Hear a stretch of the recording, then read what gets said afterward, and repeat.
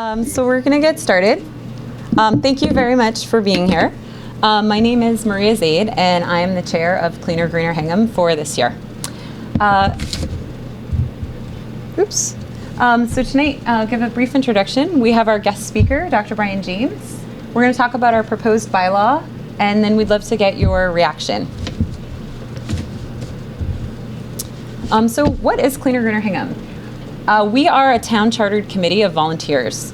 We're Hingham residents who, like many of you, are committed to helping our fellow residents make small, sustainable changes that we hope will have a big impact.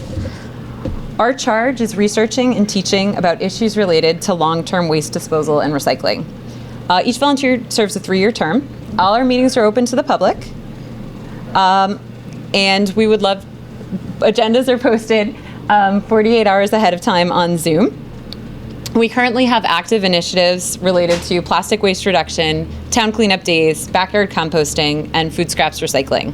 So we would love to see you at an upcoming meeting via Zoom.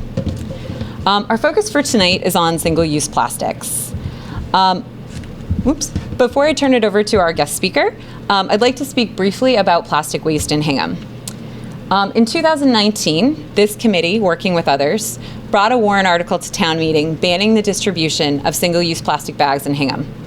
The article passed, and the distribution of single-use plastic bags in Hingham has been banned since late 2019.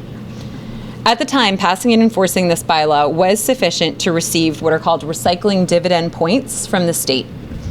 These points are awarded annually by the Mass Department of Environmental Protection, and they translate into state dollars that we use on our recycling and waste reduction initiatives. As the state moves closer to its zero waste goal, the requirements have become more stringent. In order to earn those same recycling dividend points, so those same funds, we now have to have bylaws banning 2 single-use items. For example, plastic water bottles, plastic straws, polystyrene trays and cups, or disposable plastic cutlery.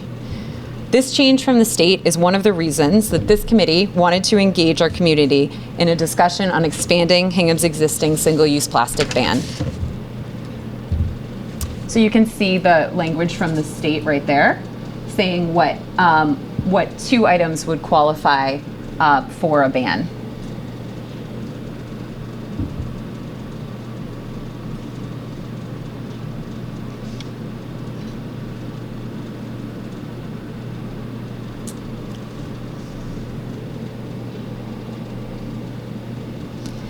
In terms of how much plastic goes through our town, from June 2021 to June 2022, Hingham sent 190 tons of plastic through the transfer station.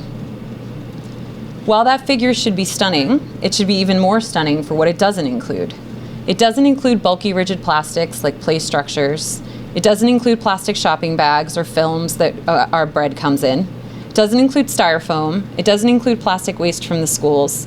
And it doesn't include plastic waste from residents who use private haulers, including developments like Linden Ponds.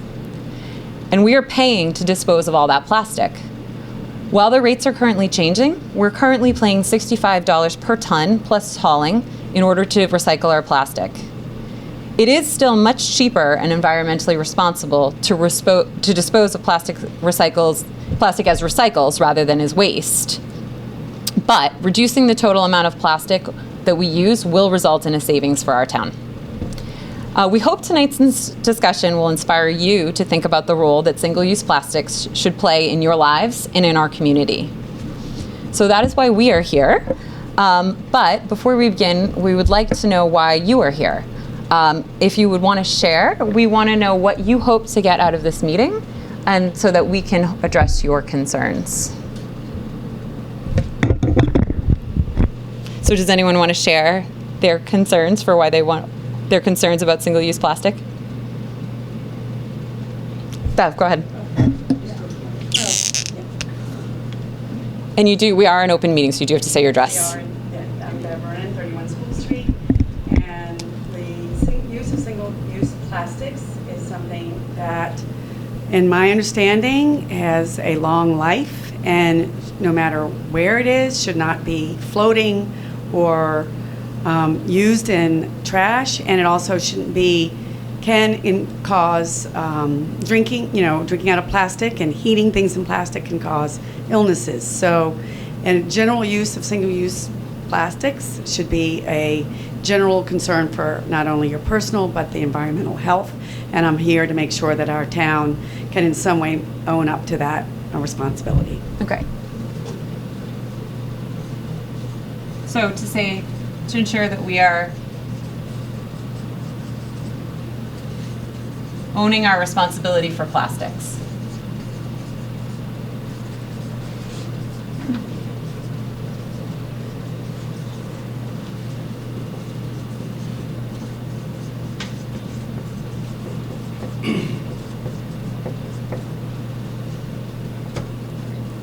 Hi, Elliott Place, 91 Kimball Beach Road. I'm concerned not only about the impact on us in our community of the use of plastic and going into the ocean, but also plastic is embodied fossil fuel. It's made from oil, plain and simple. And so there is an embodied carbon footprint from making plastic. And the more that we can avoid that, the closer we will get to net zero carbon emissions, which is our goal in this town. As a matter of fact, there was a warrant article agreed to at the town meeting in 2021 to reach net zero by 2040.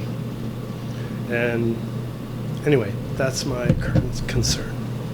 So connecting plastic reduction to our net zero goals. Yep. And carbon embodiment in plastic.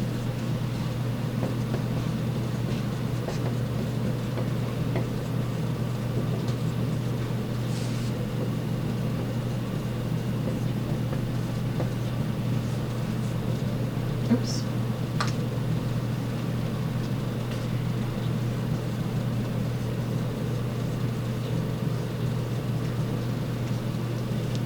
Hi, I'm Christine Eigenman, 29 House Street.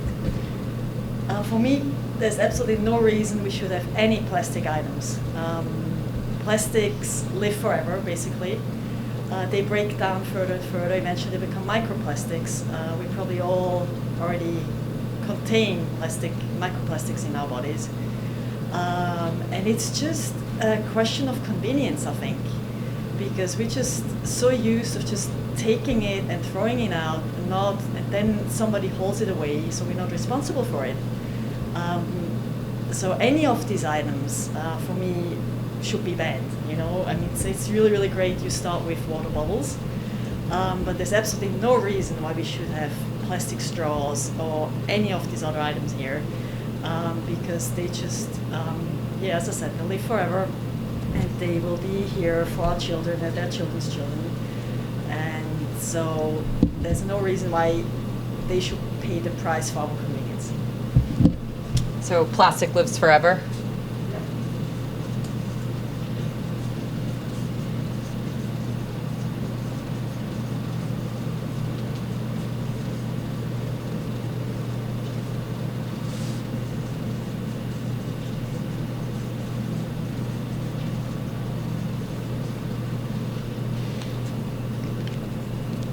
Okay, thank you. So now I'd like to introduce our speaker.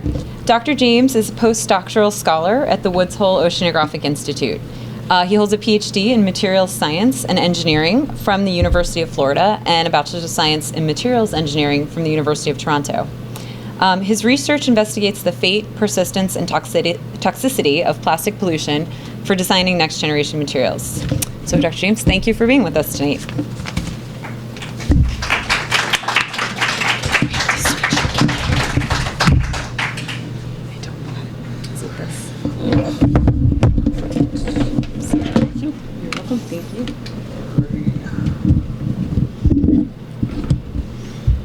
Up.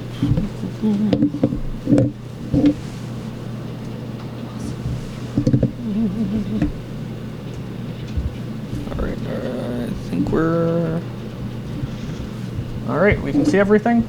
Great. Okay.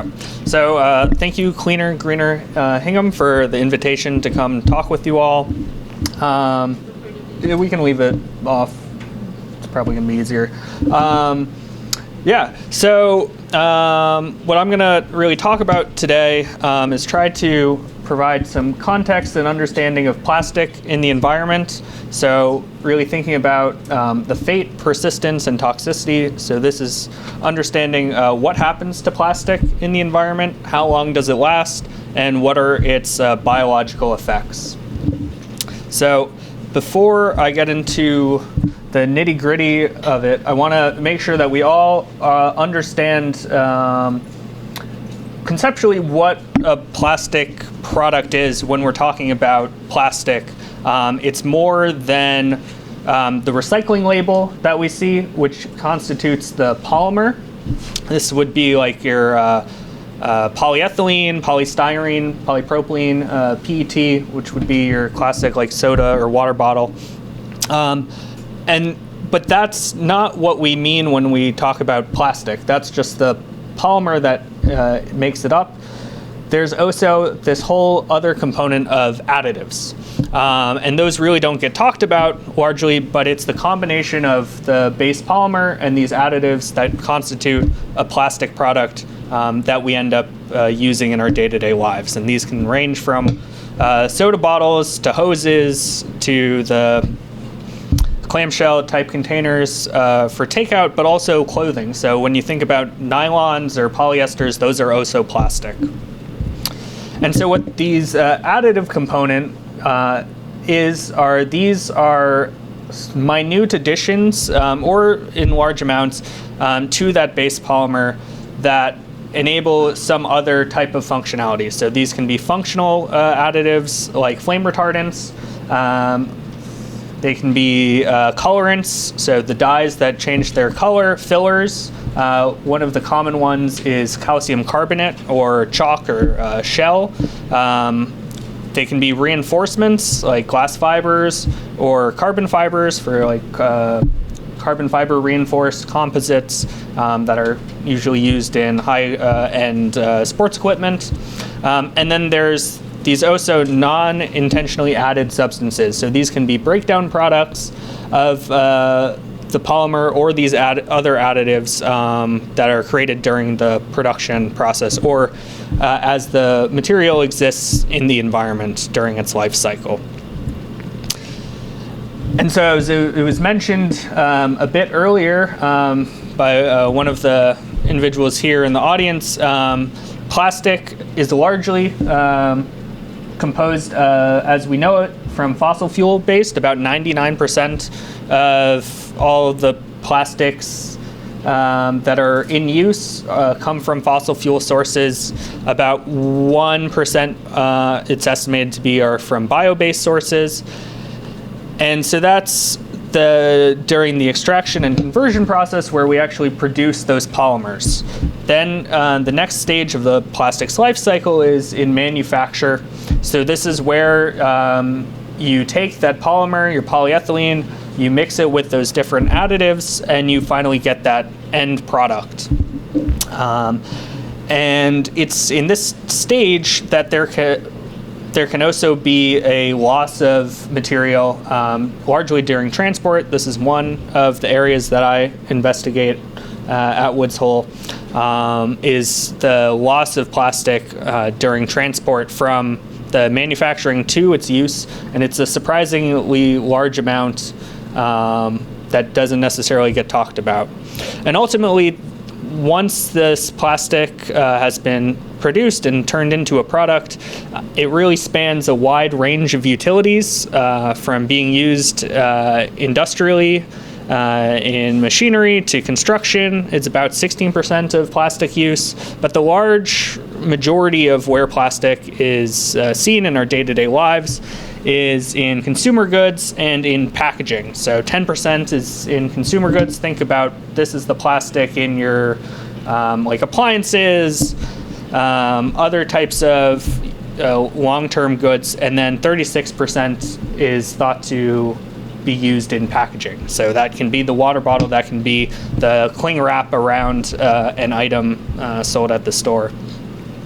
And ultimately, at the end of life for many of these plastics, the bulk of them get discarded into landfill. A small portion gets actually incinerated for energy recovery, and then another amount, small amount, can be recycled.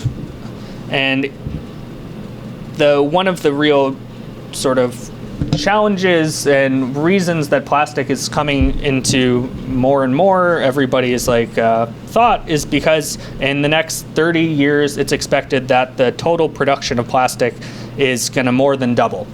So right now the estimate in 2017 or so, 2018, was that we were producing about 400 million tons of plastic. By 2050 it's going to be over 1 billion tons. And since the sort of large-scale industrial use of plastic, which is thought to be starting in the 1950s till about 2017, there had been 9.2 billion tons of plastic produced and used. Total, a large amount of that has been discarded. Only a small portion has been recycled. That's part of the plastic still in use. And it's estimated that about 8 million tons of plastic end up in the ocean every year. And so now that we have our footing in terms of what is plastic and how does it actually, what's it used for, we can start to think about how is it escaping this sort of standard life cycle and getting into the environment, or we rather it not be. And so when I talk about fate, it's really a coupling of the plastic product and the environment that it finds itself in. So this figure is showing all the major sources and sinks of where plastics and other marine litter are generated from and end up accumulating in the ocean.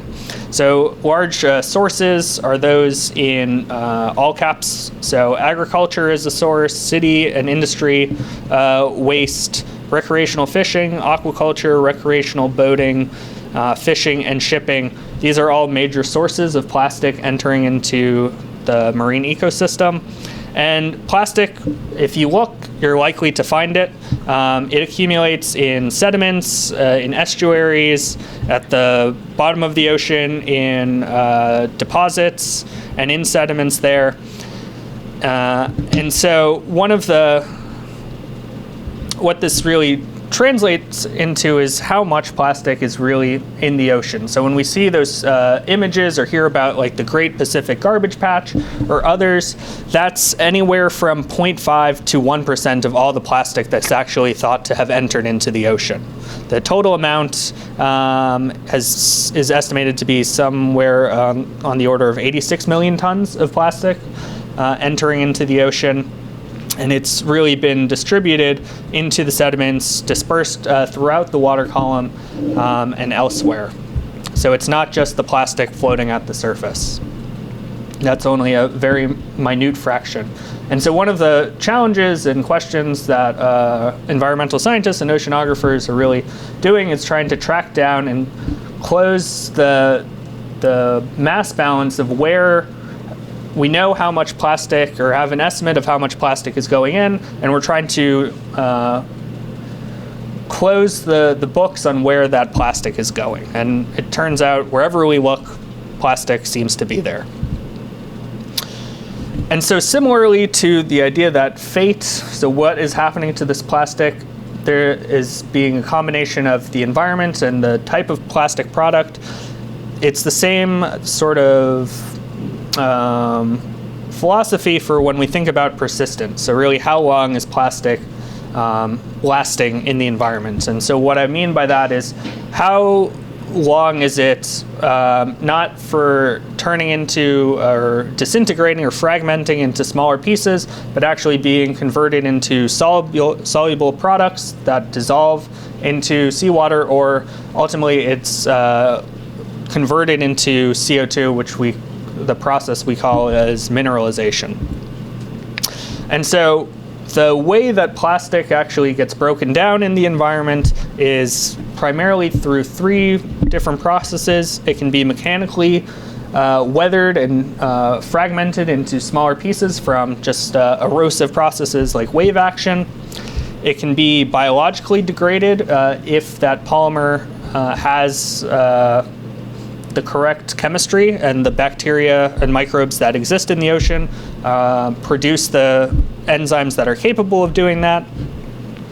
But the main real driver of the degradation of plastic in the ocean is sunlight. So this is great for plastic that's floating at the surface, but it means that any plastic that sinks to the bottom or accumulates elsewhere where there isn't sunlight, it's likely to last a lot longer. So in my colleagues at HUI, we've been investigating, how do products of the same type or functional use, say like a plastic bag, how do they actually differ in terms of their environmental fate?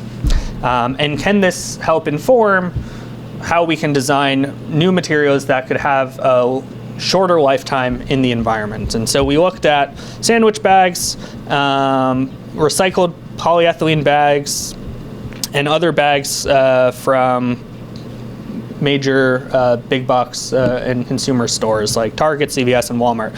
So all of these we think of as being a polyethylene plastic bag, but in fact they're all different because they consist of different polymers, either low density or high density polyethylene, and they all have different compositions of the additives that were added. And what we found is that the additive composition can actually enhance the degradation of plastic. Now, what I'm not saying is that the plastic disappears instantly, or that it's that it will degrade faster when the right conditions are there, compared to, say, just your more additive free plastic bag.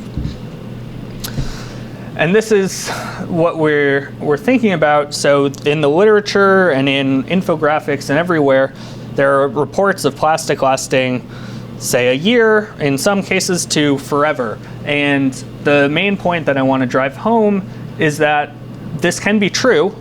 And this large variation in how long plastic lasts is all dependent on where that plastic ends up in the environment. So if it's floating at the surface, it's going to be able to be attacked by sunlight, which is going to be the major driver of that degradation and reduce its lifetime.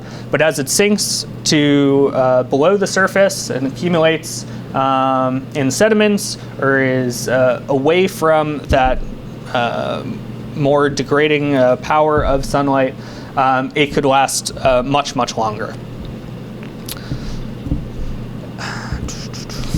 And so the last sort of area that we think about when we talk about plastic in the environment is its biological impact. And this is really a function of the type of product and the organism that it's interacting with.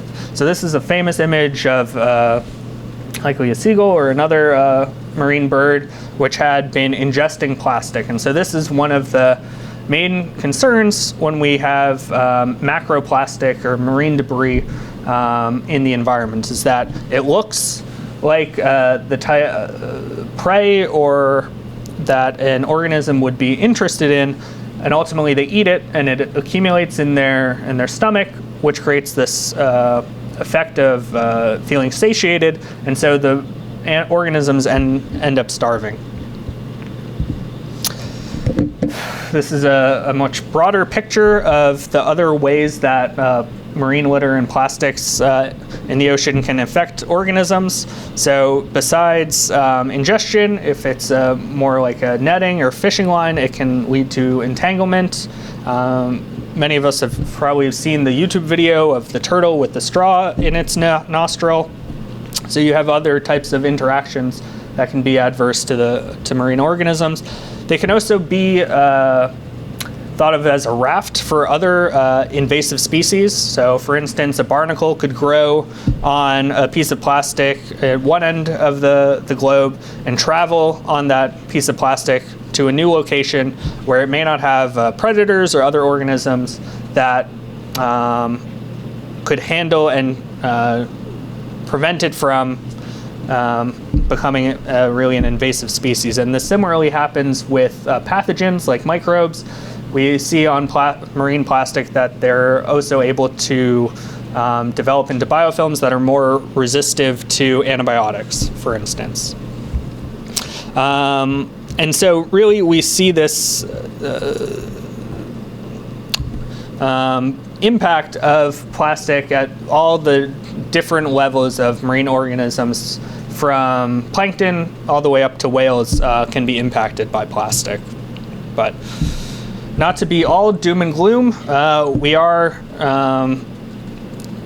working to incorporate this understanding of how plastic, where it goes, how long it lasts, and how it interacts with organisms to inform the design of plastic and their use throughout their entire life cycle. So this can stem from first eliminating unnecessary use of plastic in products. It can come from the eco-design, which means really how can we redesign a product so that it has a lower impact, it's using more environmentally friendly materials, it's designed so that it can be repurposed or recycled or repaired if it breaks. Thinking about removing contaminants or more impactful or environmentally persistent additives in the case of plastics.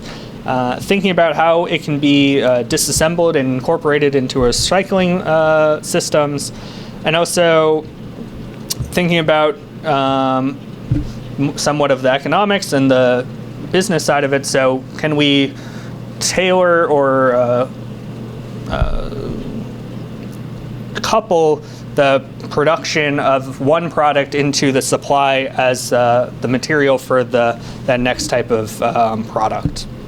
So these are all ways. And so for us, thinking about those plastic bag example, identifying that this one particular additive can help enhance the degradation of the material, and so using that additive more broadly in other plastics to help enhance its degradation in the environment and ultimately reduce its lifetime. So that's a quick whirlwind tour of plastic, and I'm happy to answer questions on any of these areas. Yes? Like a big part of the last slide you showed is still recycling. Mm-hmm. And what can plastic actually really be recycled? Because we always hear you can, and against, I think, single-use bottles cannot.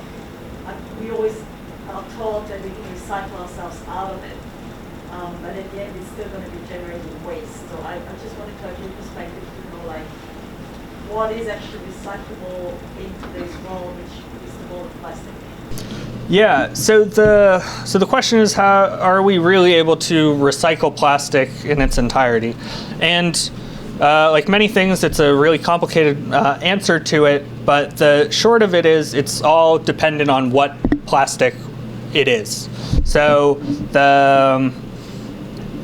and it's somewhat of the system for how we do recycling. So in the US, for the most part, when you put your plastic or your other waste to be recycled in the blue bin, it gets sorted out into the different general types, if it's plastic, glass, or some metal, and then that gets shipped off to where it needs to go. The problem with plastic is we have all these different types of those base polymers. So polyethylene, polystyrene, PET, PVC, what have you. Each of those can only then be mixed ideally with the same material. And when we make products that have multiple plastics pieces, so for instance, like the screw cap of a bottle is polyethylene or polypropylene, but then the bottle is PET, those two materials, when they're locked together, now it's a dissimilar material, and so you would have to manually separate them to be able to then use them in their appropriate use. So it's a challenge in terms of separating the material. The recycling process, so when we form plastic into a new product, that can be lead to degradation of the material, and so it largely reduces its quality. And so that's where a lot of recycled plastic ends up into, or is downcycled, is usually how it's described. Where if it was used in a bottle, it likely can't be used in a bottle again. It gets put into something where it's a lesser, not restrictive product. So a lot of the time, recycled plastic ends up in like park benches or stuff like that, because the requirements for that material are much less. The next generation of materials and plastics are trying to be designed so that they can be fully recyclable. So if you can effectively degrade the material into its building blocks, you can then rebuild it into a completely new, unchanged product. And that's where the use and idea of future recycling efforts are largely moving. But we're not there yet in terms of implementing that with new, or the current generation of plastics. Yes? In the produce section of Trader Joe's, they have plastic bags, and I think they might be made of soy instead of plastic, and they say they're biodegradable. Do you know anything about that? Would that be an example of a design that would be more safe for the future? So I don't know about that item in particular, but if it's, the thing is, those materials are still plastic. What's changed, if I go back, and this is where having, thinking about the life cycle of the material. So when you see, like, in that sense, instead of using a fossil fuel, petroleum, as the feedstock to make that material, they're using soy as the starting material. But that could also just be, you can make polyethylene from corn and soy the same that you can make it from fossil fuels. So the resulting polymer may be the same. So what that's attacking is, instead of the end product, you're changing the feedstock to be a more sustainable product. So if we could figure out a way to now reclaim that material at its end of life and use it as the feedstock itself, then we could have this circular material, and that's ultimately what's trying to be done. Yeah. So what would you say to someone who says, well, my bottle is made of 100% recycled material and I recycle it, so I'm fine? Yeah, so 7% of plastic is recycled. Plastic bottles are a little better, but still, that's, say, like 90% of that material isn't getting incorporated into new products. It's going to landfill. So unless we retool the way we handle recycling, it's good, but it's not going to address the problem of plastic ending up into the environment. Which is, so thinking about how can we manage the actual use. So if you think about your classic green sort of triangle, reduce, reuse, recycle, the recycling is that last one. It's like if we can't do any of the other two, this is what we'll fall back on. The ideal thing would be to reduce, and so that comes from not using that plastic to begin with if we don't need to. Yeah. I have a follow-up question from my first one, because I had lots of people telling me, like, these single-use plastic bowls, they say, well, it's not a problem, I put it into recycling and it will be recycled. Now, from my understanding, it's the type of plastic you've been explaining, which I think can not be recycled because it's just too poor quality. Is that true? So the challenges with recycling are also somewhat economic, and besides just being purely the material quality, and also mechanically. So how we recycle. So the reason you can't recycle like plastic films or cling wrap is because it clogs the actual machinery that's used in the recycling plant. So your bottle, after it gets sorted, it gets put through like effectively a plastic paper shredder and shreds it down into small pieces that are then shipped around the globe to where plastic products are actually manufactured, and it gets incorporated that way. So it also becomes an issue of, are there buyers for that feedstock or recycled stock?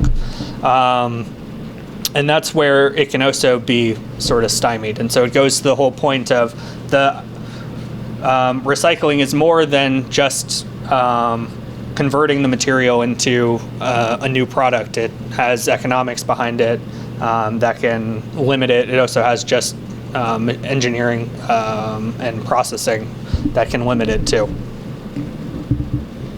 Hope that answered that question. Yes? You mentioned at one point that part of the recycle process or way of getting it disposed was burning. Yeah. Would burning plastics affect the air quality? Yeah, so it all depends on what plastics are burned and at what temperature they're burned. So this is actually a major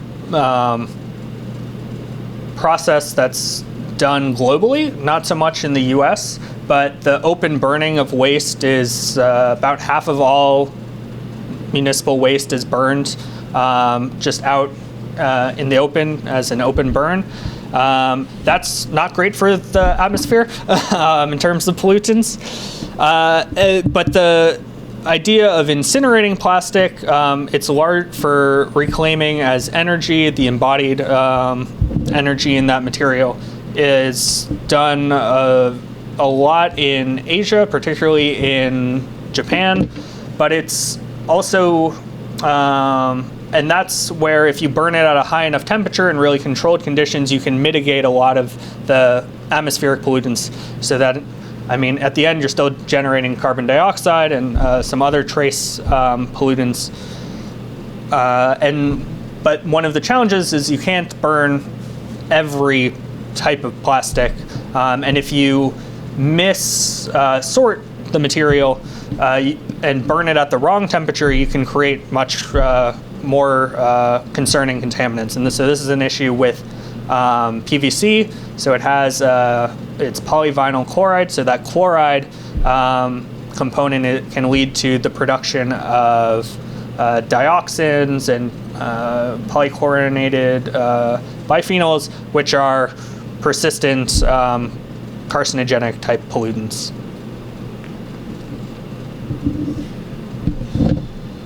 Yeah. You spoke about like next generation plastics being better. When is the next generation? So right now, a lot of those straws or like biodegradable straws that are on the market are, I would say, the transition into those new materials, because they're at least being designed with the idea that they can be disposed of or reclaimed in some capacity, rather than having the material sort of just go into landfill and sit there.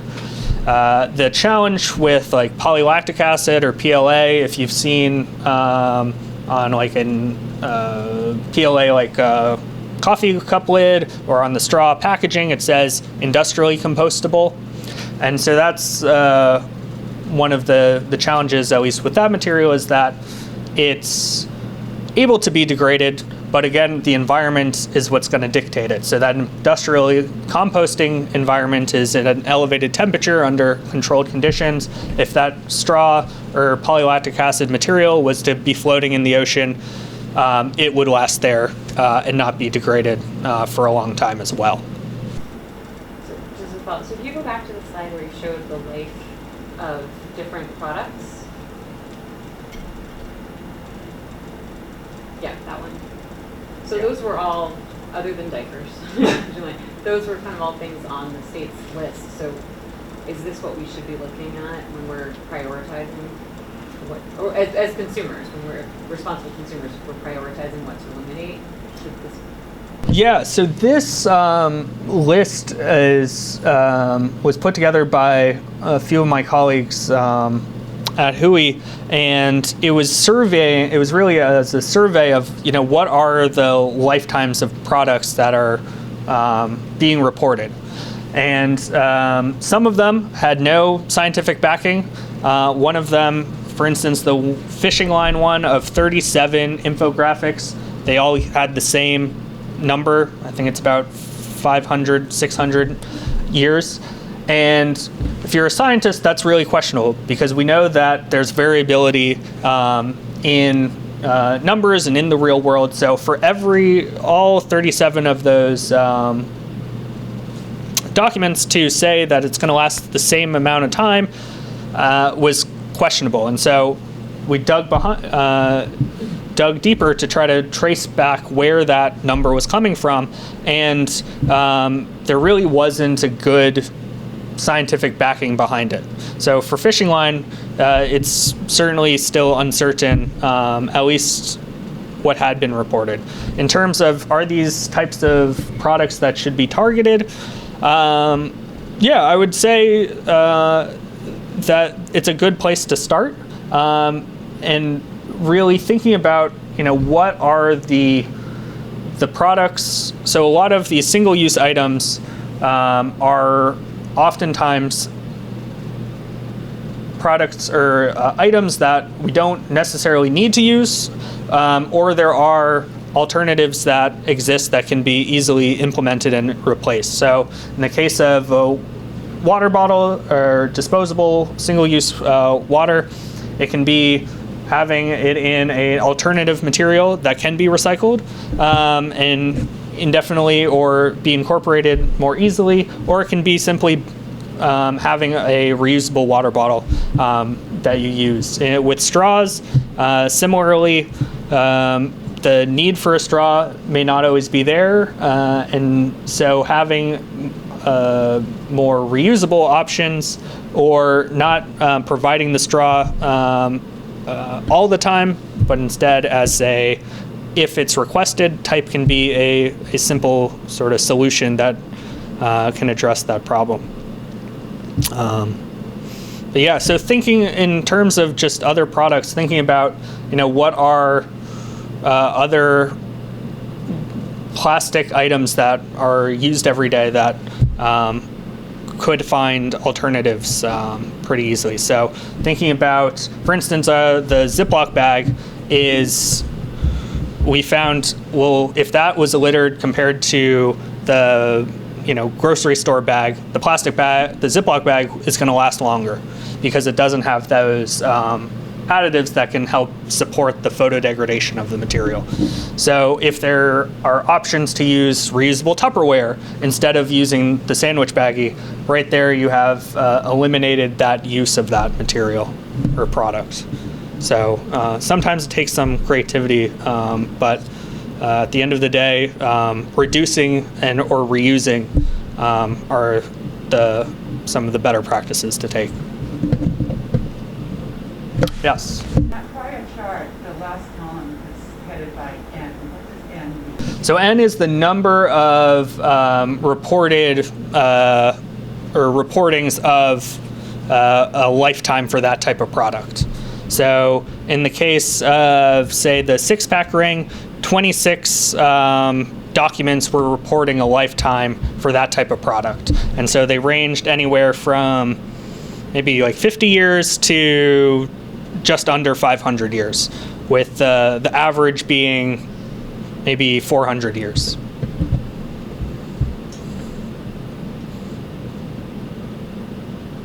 And so why there's this range in numbers is because of that coupling between the product and the environment. So if the plastic bag, for instance, is floating at the surface of the ocean or on a sunlit, sandy beach, it may only last a very short time because sunlight is beating down on it and actually facilitating its degradation.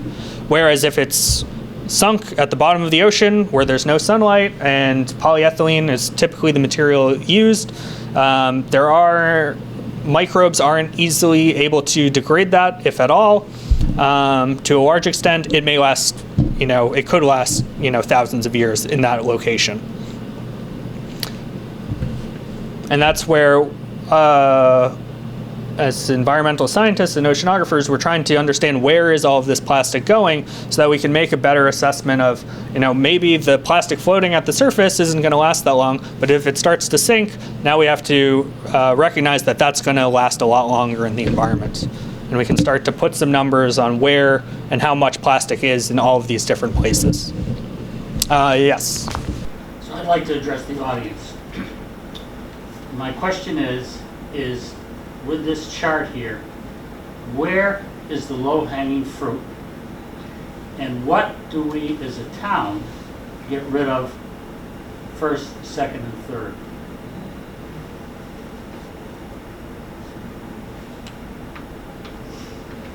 Yeah, That's to the audience. I want the audience's response. Go ahead, Janice, come on. Well, as a member of the Cleaner, Greener Hingham Committee, our thought was that we would start with a suggestion of eliminating single-use plastic water bottles as a low-hanging fruit, like you say. I think we've already eliminated plastic bags. Not 100%. You can go to the farmer's market and still get your vegetables in a plastic bag. Sorry, Bev. It drives me crazy. But that's still a thing. I think styrofoam is in the crosshairs as well. That's my opinion. But So what would you replace styrofoam with? well, that's a tough one because you go to a takeout place and during COVID, a lot of people were doing takeout and they either give you a styrofoam container for your food or they give you a plastic container for your food. And paper is a Or paper, compostable. but paper is cardboard is a possibility, isn't it? Not cardboard. I've looked at some of those paper takeaway containers, and they're not compostable. The compostable ones are very expensive. But they're not going to live 500 years. No, and hopefully all of you know that our trash here in Hingham, if you take your trash to the transfer station, it goes to Covanta CMAS, which is in Freetown, I think, Massachusetts, and it's burned. Our trash is burned. It's not landfilled. So that's important to know. Landfill is not necessarily better than burning, right? No, and actually one more fact is that the trash is burned and there's an ash that's left over.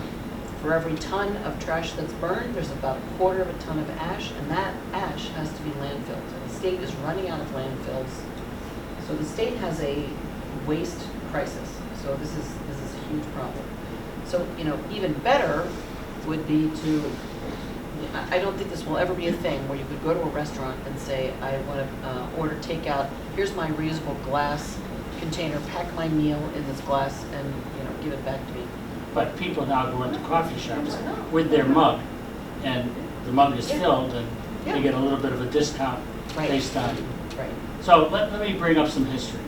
So I sat in this room about 4 or 5 years ago, and we were talking about, the group was talking, I wasn't talking, about getting rid of reusable bags.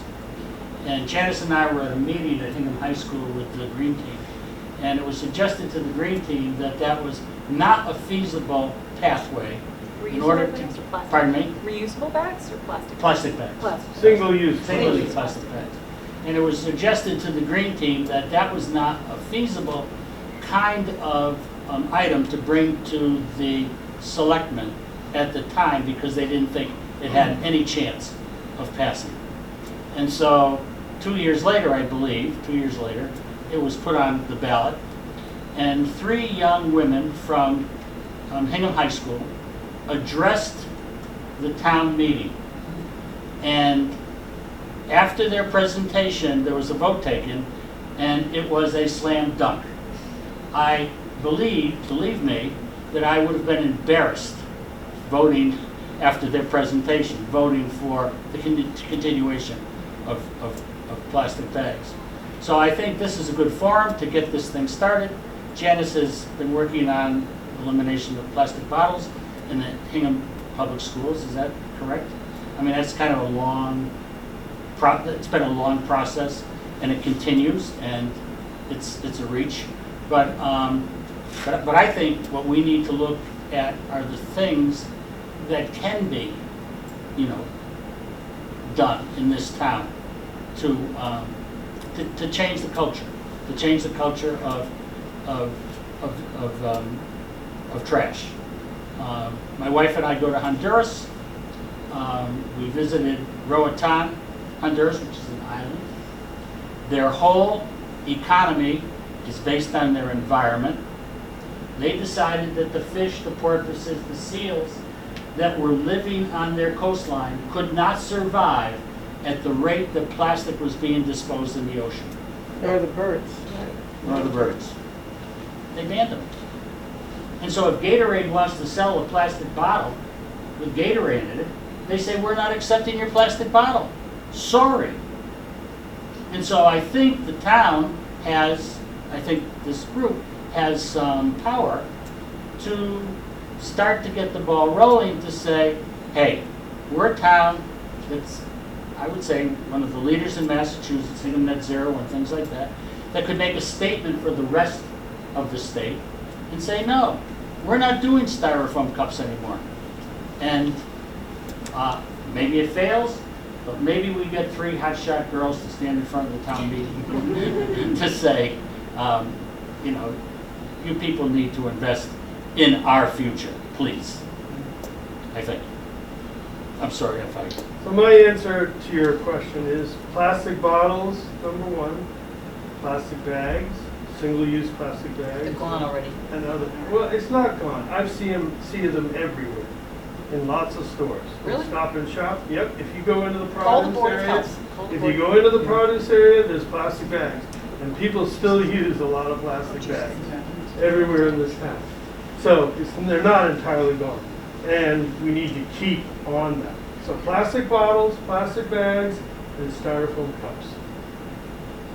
And by the way, I'm curious what you think. Yeah. So the food takeout containers is an interesting one, or any of these like styrofoam type materials, because there are now materials that are in the process of coming online that would be good alternatives in terms of their, say, marine degradability and environmental degradability in that sense. So I would imagine that the replacement for those materials and types of products will probably exist in the next few years at least. And so the challenge with plastic in general is that it is this really great material, truth be told, because it is lightweight, it's durable, it has a pretty decent melting temperature, so it's not going to degrade if you put hot soup in it, if it's polyethylene. But if you use polylactic acid, that's going to go to mush, which is one of these other materials that's often being advertised as a next generation material. But again, it gets to the idea of reducing just our footprint, and also thinking about you make the argument, or that island in Honduras, with saying like if Gatorade, wanted to sell there in the plastic bottle, they wouldn't be able to. Producing, why is it that, for instance, Coca-Cola is sold in a plastic bottle and also an aluminum can, right? So obviously companies can produce their product in both types of containers. So, making that argument to prevent the use of one and the other maybe only, inconveniences somebody if they wanted that larger bottle size and that capacity. A lot of I tell people, there's a lot of engineering and science that can be done. We can create new materials, but at the end of the day, the change is going to be from, social movements and political type of actions to create that incentive. Otherwise, if you don't have that, there isn't a large, motivation necessarily. So one of the challenges for a lot of these companies that are trying to say that they're going to be using more recyclable material in their products is that there isn't a feedstock or supply of enough recycled material to meet those goals.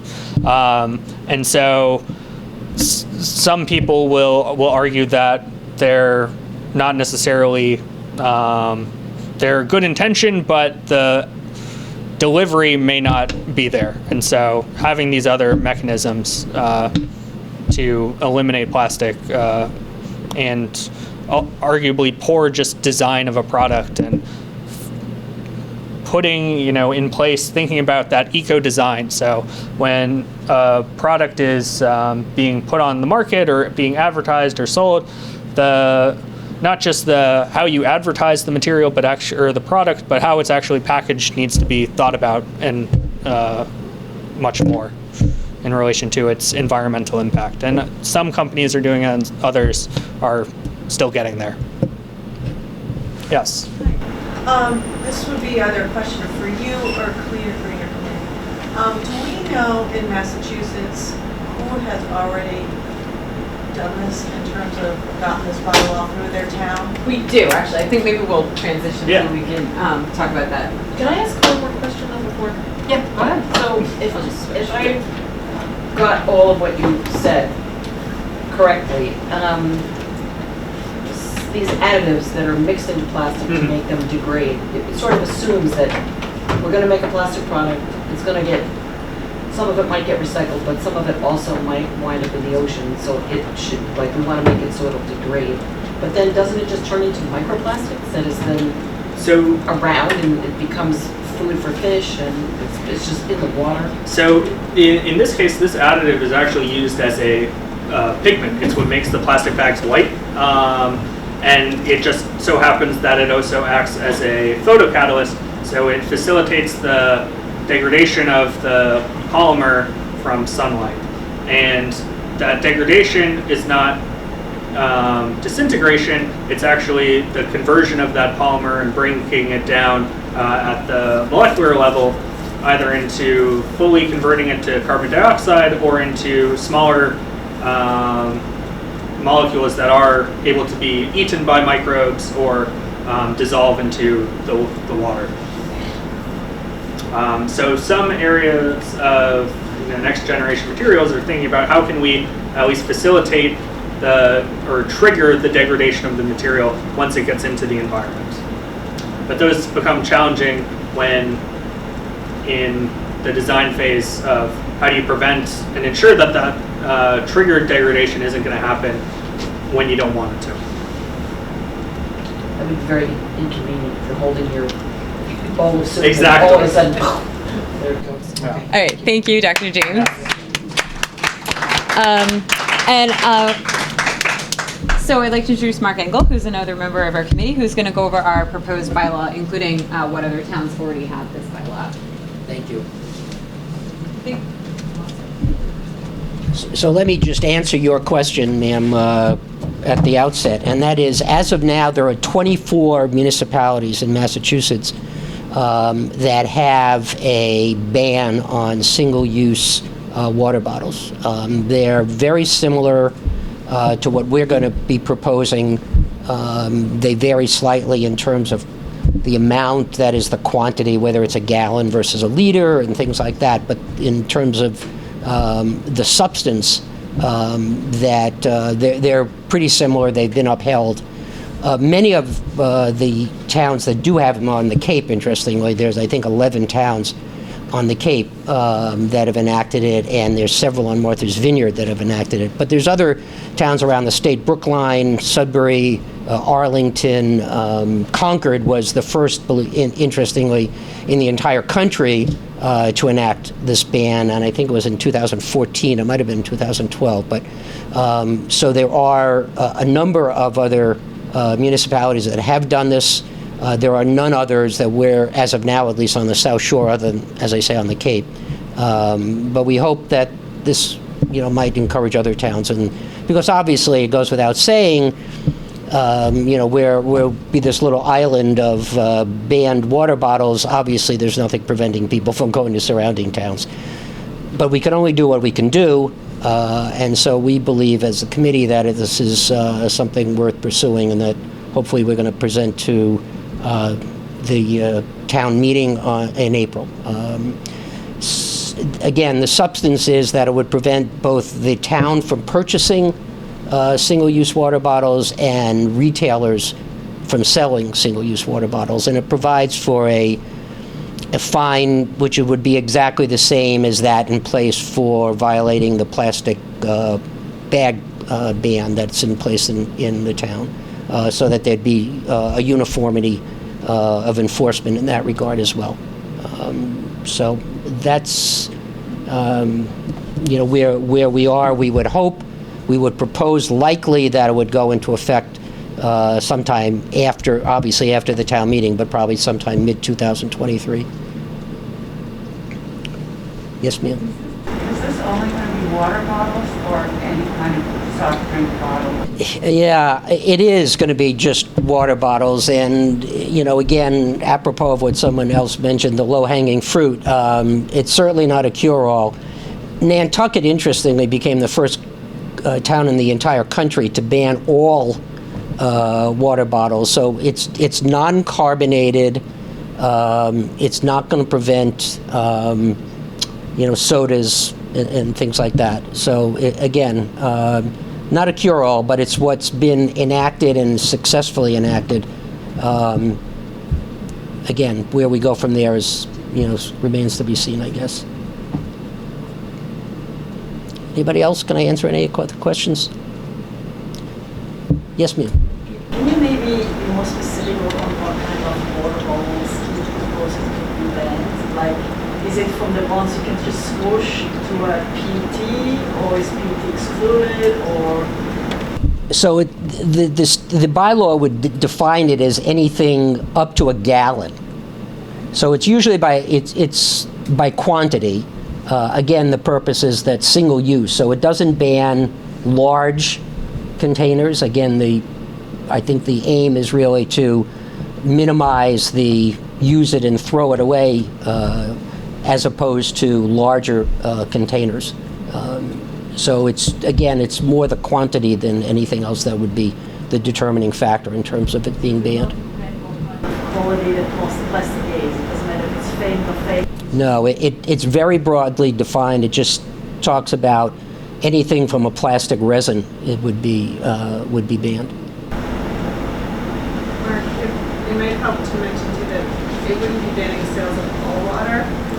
But at least over here, some of the alternative forms from aluminum cans to glass.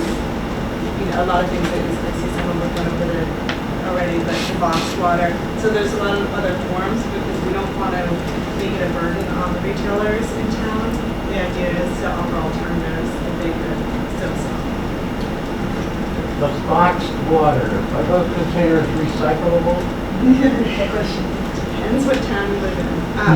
Currently, Maria may have a better answer. Currently, I don't believe they say that they are, but I don't think you can recycle them, unfortunately. So that might not be the alternative that we're pushing people to sell, but it is an alternative. They're recyclable as Tetra Paks are. So they're recyclable like a Tetra Pak. So you'd have to take them to a specialized drop-off location. So Zero Refills in Cohasset accepts Tetra Paks, but they're not quickly or easily recyclable as aluminum cans are.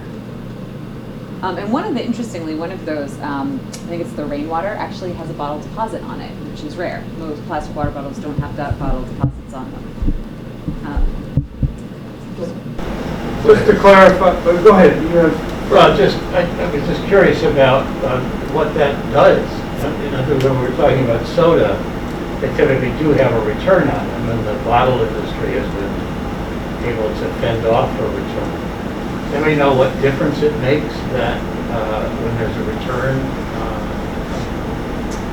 on a container? Does it make any difference at all if people actually bring them back at all? I don't know the number on that, but the answer is yes. I don't know what the magnitude is.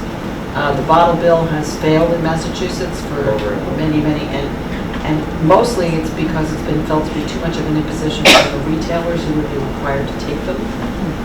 And they don't necessarily have the space or the infrastructure to do that, so that's why that's never passed. But it definitely works. So this proposed bylaw would not, I'm just trying to clarify, would not include soda bottles or basically anything with the nickel return deposit. No, it talks about non-carbonated beverages. So it's beyond, but it does not include soda bottles. Anything with a deposit would not be subject to the ban.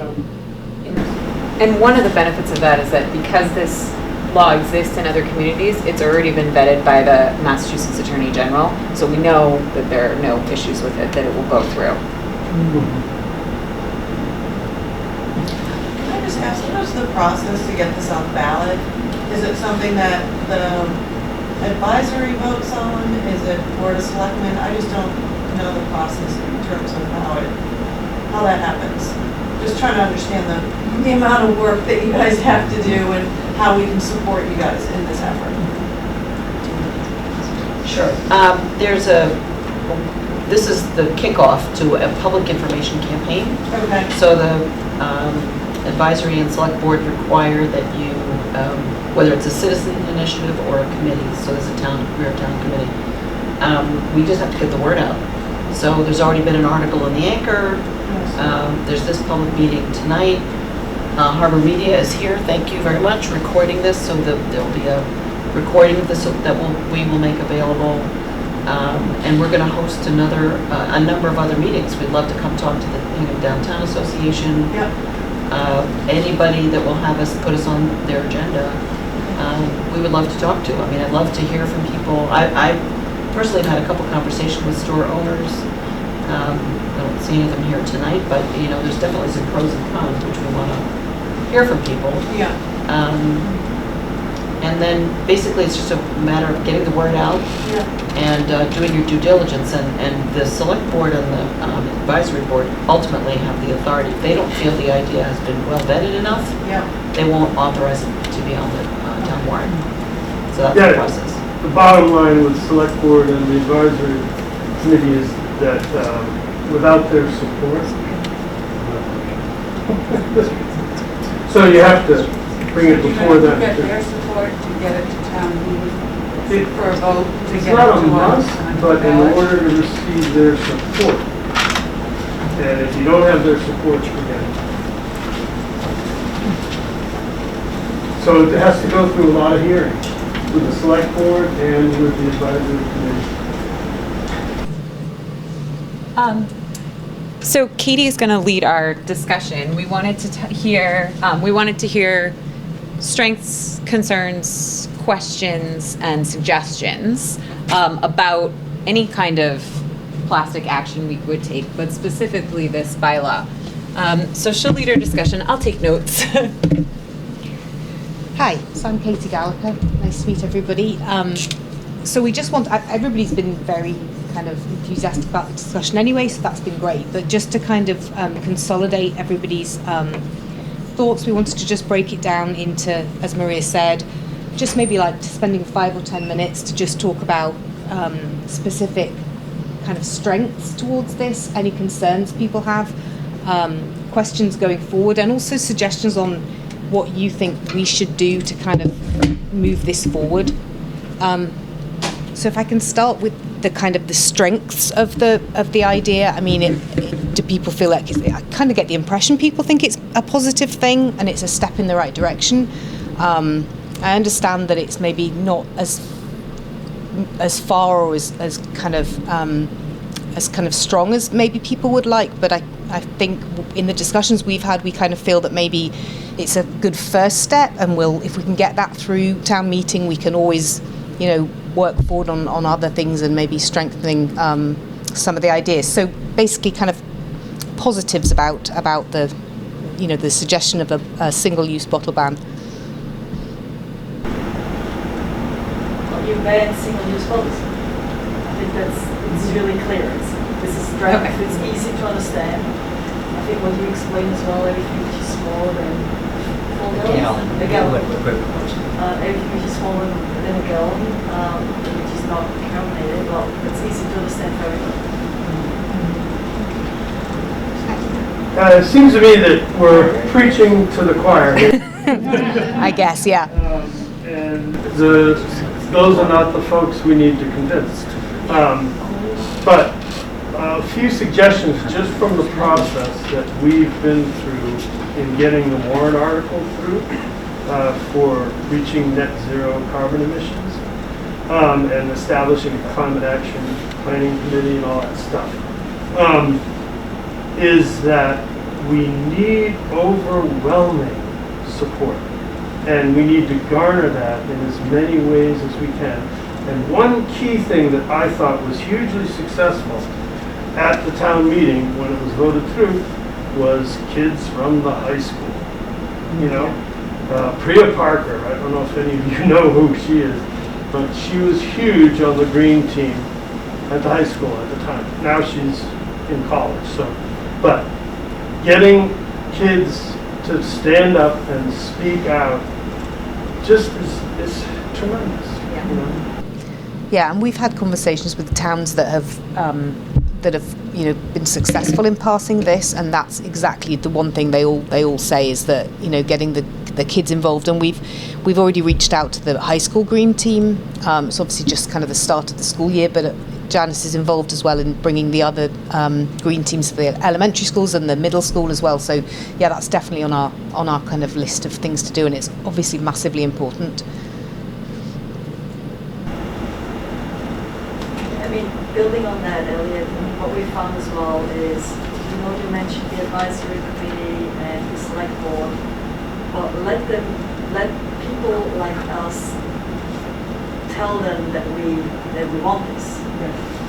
So like what was really hugely successful was that they got to know from lots and lots of people that this is something the town would want and would need, and which gave them a lot of support going forward, because obviously if they stand in front of a town meeting and they don't feel supported, that's not a great feeling, right? But if they know that a lot of people have asked behind them and that they're actually there to support them, that's huge.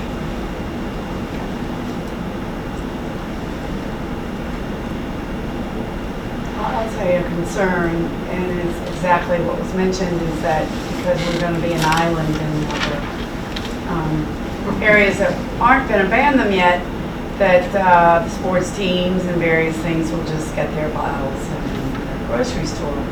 Yeah. So it's the disposal still of these plastics in a proper way when they are still used. Yeah, absolutely. And I think one of the things as a committee we've talked about is actually speaking to the similar committees on the surrounding towns and just kind of getting some kind of groundswell going to encourage everybody to kind of move at the same time, because it's true, otherwise people are going to just drive to Weymouth or Cohasset and pick up their 24 packs of bottles. So yeah. A bit of a concern. I personally think that water bottles are an abomination and should be forever banned everywhere. But they have become so common that you might want to think about encouraging alternatives. So if you go to an airport, there are tens of places to refill a water bottle. Makes it easy. Might we, as part of this, also advocate for refilling stations in obvious places? I think you got to provide some alternative. Absolutely. And then I was just having, I live in Linden Ponds, and I was having dinner with some friends who are environmentally conscious tonight. And we had a activities fair on Monday, and our staff handed out little 4-ounce water bottles. And I said, why do they do that? You know, well, everywhere we go around here, that's how we give people water. And my friend says, you know, actually, I was kind of a dry throat, and I really was glad to have the water. So we need to think about ways that we can provide hydration without plastic water bottles, and reduce waste as much as possible. So the convenience is demonic, I have to say. Yeah. Is there a hydration station at Linden Ponds? No. Maybe you should advocate for one. Well, I advocate for lots of stations. It's all of your goals. But it's funny you should say that. That's been a discussion with the committee and something that is in the works. And we do have a couple hydration stations that are open. I mean, building on that, I mean, coming out of the pandemic is going to help this, because at least in the schools, every single student now has a reusable bottle, because that was the only way they could get water during 2 years, right? So now obviously we face the issue that lots of schools don't have water stations, No. or not working water stations. I think all schools in Hingham do have working water stations, don't they? Yeah, okay, the reality looks a little bit different, right? But, No? Okay. but yeah, so everybody does have a bottle already. So that's already the first step not to need a single-use plastic bottle anymore, because they have their own bottle already. So I think, as you said, I mean, it's like we maybe don't have to teach that much, because we're coming out of a particular situation already. And one of the things from just having a conversation, I had a long conversation with one of the ladies from Concord. I always say that wrong. I always say Concord. And who'd kind of worked. She was on the committee after the bottle ban went through, but she did a lot of work with getting the refillable water stations around the town. And they actually, if you go on their town website, they actually have a map. You can click on a map and it tells you, where these reusable water stations are, and also what businesses will let you go and fill a water bottle, which I think is a great way of, speaking to local businesses downtown and saying, look, if you go on this, I mean, we're not maybe as big of a tourist kind of draw as somewhere like Concord is, but, if you're seen, you put this poster in your window that says, we're here to, if you want to fill up your water bottle, somebody goes in, maybe they fill up their water bottle, they don't buy a bottle of water, but they buy an ice cream or whatever, because they're like, this is a great, business that's on terms with this. So I think, yeah, that's absolutely something we need to work towards as well. And especially probably at the playing fields for the kids' sports teams. Hi. So I know historically the schools have had some pushback because they do make some money off of the sale of the water bottles. Yeah. And I know students do have water bottles. We do have hydration stations, but the vast majority of students will buy a water bottle at lunch, take a sip, and throw it in the trash. So I think the schools are a huge, huge concern. Janice, who was told? Is there So, pushback? we met with, Bev and I met with our new superintendent, Dr. Margaret Adams, and the new business manager of the school department, and they were very receptive to this idea. They didn't say, yes, we can stop this immediately, but I believe the words were, we know this is coming, we know this is the right thing to do, we'll get there. So they... There's support at the top. Yeah. So I've been hearing from Paul, Christine, and others, kind of the positive side of this. Most of what I've heard tonight has been the glass is half empty. And I think that we really need to look at how to fill the glass up and what are we going to do in a positive way to show what's possible for everybody in the town. Students certainly, and everybody else as well. And I think that's going to has to include a really thorough education campaign about what is possible, including these refilling stations that you talked about, and other possibilities to show people what they can do. But just one example. How many people here drink seltzer water? Okay, and how many of you buy bottles for that? Okay, so I just learned about, from a close friend, that you can do soda streaming, which is, where you create your own soda and you reuse your bottles. So I think there is a need for a huge education campaign in that regard, for example. But we need to really show the positive side of this. What are the alternatives? What can we do differently? Absolutely. Well, I think people need to know the facts, They might have this vague idea, it's a good idea, but they might not know stunning facts that can bring them around. I agree, because I mean, definitely there's an element of it just being a convenience. I think somebody said that earlier. You have your 24 pack of, you stick it in your grocery cart. You don't think anything of it because that's just what you do. The same way you buy.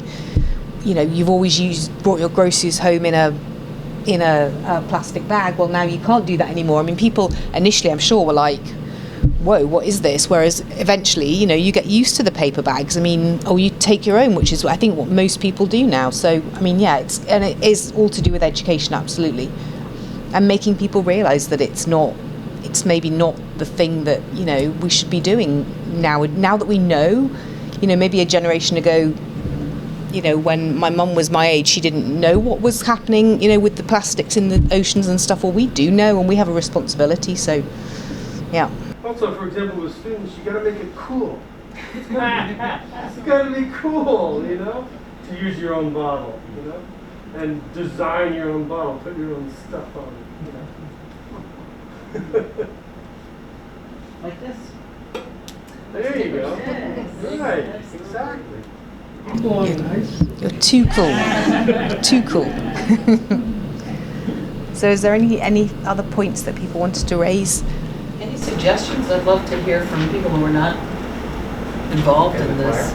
Pardon? What did you say? In the choir? Yeah. I think the kids' idea is fantastic. I have a daughter who's 7 and is like so into this. She's like, "Can I come tonight?" Oh no! And I think just getting that excitement. I'm the new member of the green team at PRS, and like bringing this to them, talking about it, just like making kids get into it. I support that fully. Well, do you know that what year was it, Bev? That the 2 years ago. Yeah, Bev. What year was it that you took a group of students to the school? 2019, I think in June. So it was sort of, or end of May, June. It was a little late in the year for some real action to be taken on it. And it was a very positive experience for the students because it was very motivating for their involvement in the sense of community. And it didn't get any motivation from the school committee to continue to act, however. But again, it was at the end of the budget season and the end of the year. So, yes. Well, next year. And the other question? I have a friend, Susie Becker, who does a program called Kids Make It Better. And she said it started when she was in a classroom, and it was when all those birds got soaked in oil, and they used John to try to clean them. And she said there was one day she went into class and the kids were so distracted and so upset. And they talked about it. And then she's developed this program, Kids Make It Better, so that kids can feel they can take action. I was in a classroom with her, and one of the teachers said, "I've never seen 4th graders be so on side of their own needs and thinking about the community." So, those kind of programs in the schools can be really valuable. We do have a program that's coming up that is going to be a town meeting simulation for the 3rd graders, which is part of the curriculum. And so the hope is that we embody their motivation to think of things in the community that they want to put into a warrant, and then they create this, and this would be part of it. So, I mean, this amongst other things. Is that townwide?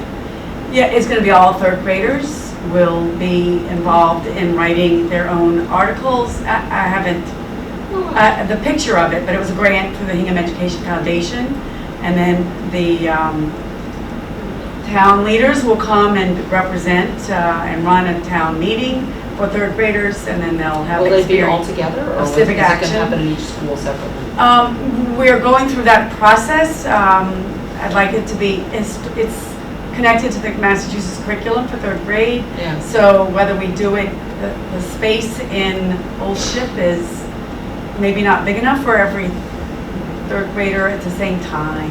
So we may use Old Ship and break it into parts. We're not sure about that.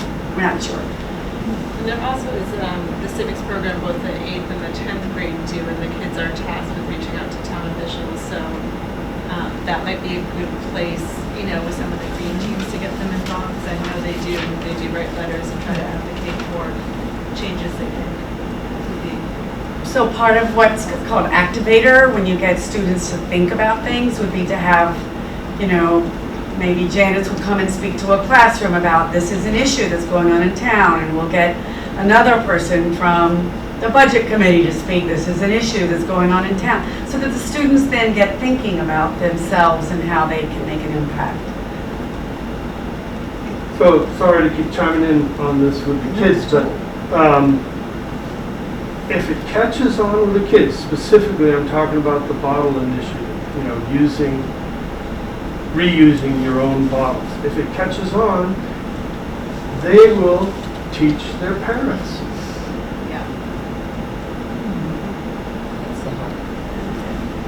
That's the key. You may have done this already, but is there a quick way to summarize the impact of using water bottles on the town? Our water bottles generate X tons of waste. It costs us Y dollars, etc. Is that possible? Sure, we have that information, yeah. Well, we know how much plastic we use, but in terms of how much of it is just plastic water bottles, that's how harder. many water bottles are sold in the town every year? We might be able to get that by going to the different vendors and seeing what they're willing to share. But it's not like if they had a bottle deposit and people use the deposit, then we would be able to track them, but it's not. It goes in with any other plastic recycles or waste. I'm just thinking, we looked at the broad picture of plastics and usage and wastage in the ocean and so on. But if we could localize it and say our usage of water bottles costs X to the environment, Y to the ocean. It doesn't have to be exact, but it gives it more, the kids will love it. Because the kids want to avoid the damage. Right? It's so easy to get distracted by the convenience.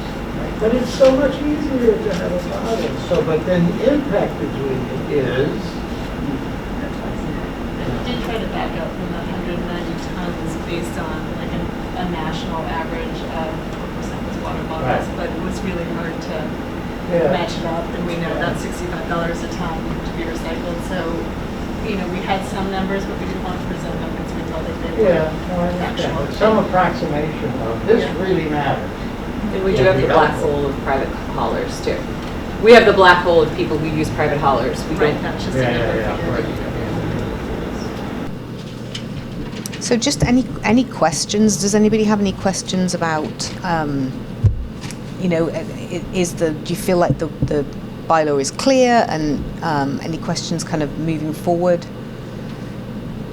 Any questions about this evening? Do we collect a list of everybody's names so we can help get them to be ambassadors? There's a sign-in sheet right over on sign-in sheet right over on the table. You can look at the different water bottle options, and you can take your cookie. I have one last question. So we said, okay, we're gonna, obviously the idea is banning the single-use plastic bottles. So what would actually be a good alternative? Because if you put alternatives up here, so is it better if I do need a water bottle? Is it better that I get a glass bottle, or better that I get an aluminum one, or Tetra Pak with a plastic cap, or like an aluminum with a plastic cap, or I think. We had our presentation working, but I'll just stand here. Oh, here we go. It kind of depends what I think aluminum bottle. right? Like it's durable, it's infinitely recyclable, it's reusable, and it doesn't break. Glass breaks. It's not shatterproof. An So aluminum bottle with screw off lid. with a screw off lid. And what yeah. happens too, the weights, and this is probably Dr. James's, is the private people cannot purchase it because of the weight of glass and different products. It's too hard to ship that. So it has to be a product like aluminum, which is still a little lighter in handling the product. Glass is very bulky. Okay, but aluminum has to be lined in different places. So does that make it better? But mine, you know what I mean? It's like you have such a huge responsibility of when you make your decision, and whenever you take one decision, it's going to impact it somewhere else. And I know there's probably not an definite answer to that. But as for me as a consumer, I mean, obviously, ideally, I use the reusable water bottle, right? But what if I can't? What is the best alternative? I think we probably should know when we have this kind of discussion. so my understanding is that aluminum is very recyclable. It's not nearly as resource intensive as paper or plastic. But I do know that because there is so much aluminum demand, that someone told me recently that there's a shortage, and that big bottling companies, Coke, Pepsi, beer, Anheuser-Busch, buys up all of it. And so the way I heard this was that Untold Brewing, somebody from there said they were having a hard time getting aluminum to put their beer into. So I don't know that that's a fact. That's just one anecdotal story. But so, for example, I used to buy seltzer in plastic bottles, liter-sized bottles, and now I've switched to cans. I try not to drink that much of it because I'd rather drink water. But if I'm going to have a seltzer, I have it out of a can because my sense is that it's better recycling. It's a more recyclable product. So this is a great question of the life cycle of materials and products and everything. So the UN, they have a nice document for all single-use type products and stuff like that, where they have some life cycle assessment results for like plastic bags, plastic bottles. And I can definitely tell you that the glass is not the one to use. Aluminum can be better in some categories, and that's because it can be recycled. It is still the lesser in weight comparatively. The sort of perspective of how you could be better in one area and or in one part of the life cycle of a product and worse somewhere else it's a real sort of challenge, and it becomes the pros and cons. But for sure, glass is not the choice to use. Aluminum is better than that, and if the end goal is to prevent using plastic or having plastic, the aluminum would be the better in that case. Paper, like the boxed water, probably still has some sort of plastic or coating liner on the inside. Yep. Paper is great in terms of carbon emissions and stuff like that, but unless the paper is from a sustainable forest or something like that, trees consume a lot of water, and so that's where they can have a more negative impact when you think about that aspect of agriculture as a feedstock for products. So there's no perfect answer, but don't use glass in that sense. Because Water First, which is I think also based on glass, it has a milk column like that. Oh, everybody water. And says like, well, this is great because it's not plastic, whatever. But then, as somebody mentioned, how do you recycle it? Because half of it is plastic, and then you're back to step one, right? So I mean, you say aluminum. But let's suppose that I buy a reusable plastic water bottle, and I use it for a year, but I lose it 3 times, and I buy 3 of them. As opposed to taking a single-use bottle and drink 2 of those a day. And so now I'm throwing away 700 of them. So I'm not opposed to a reusable plastic bottle to be used over and over again, and if it gets misplaced or whatever and goes into the recycle bin, well, that's not like 700 bottles going into that recycling bin and having to be redone. So that's the impact. Right, I think we need to look at it from a broad standpoint. I just want to thank the volunteers from Cleaner Greener Hingham. I know you guys have put in a lot of effort. I'm just really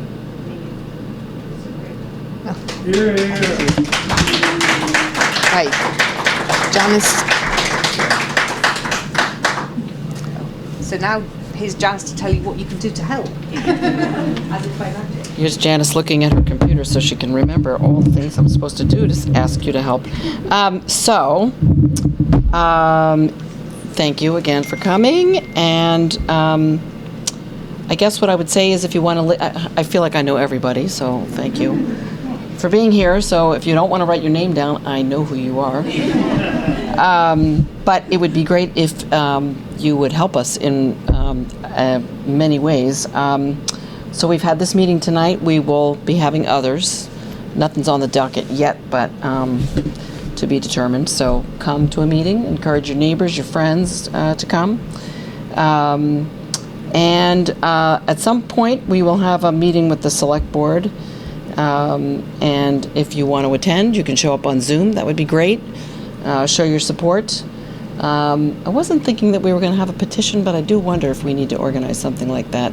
Maybe an article in the Anchor or an ad in the Hingham Journal or something. We'll think about that. If you have any more suggestions, if you think of anything after you leave here, we have an email. So the committee has an email. It's cleaner, sorry, one word. Thank you. Read it on the board. Cleaner Greener. Oh, yeah, it's time to go. Cleaner Greener at hingham-ma.gov, right? And that email then goes to all of us on the committee. If you want to join the committee, it's not really open season, but I think someone could join, couldn't they? Probably. If you're really moved by what you saw tonight and you want to be part of the process. And then if we get approved to be on town meeting, come to town meeting and vote. And if you want, like I said, if you want to leave your name and your contact information, that would be great. Did I forget anything? No. Okay, good. So thanks. Any last questions before we adjourn? I think we have to make a motion to adjourn, don't we? Wait a minute. I don't know. Any other questions before we adjourn? Okay. All right, thanks.